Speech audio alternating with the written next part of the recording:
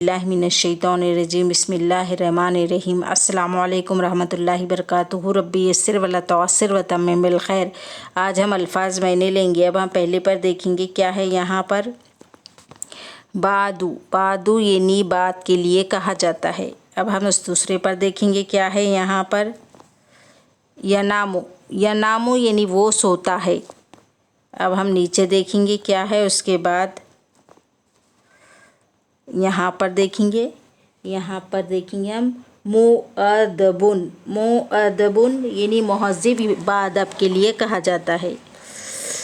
उसके बाद देखेंगे हम नीचे ला यखुलु, या ला यखुलु यानी वो नहीं कहता है। अब हम नीचे देखेंगे उसके बाद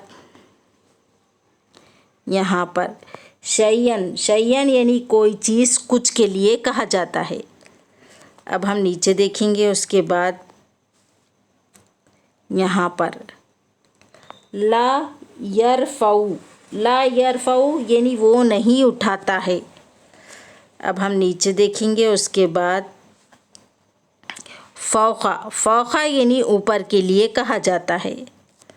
अब हम नीचे देखेंगे उसके बाद यहाँ पर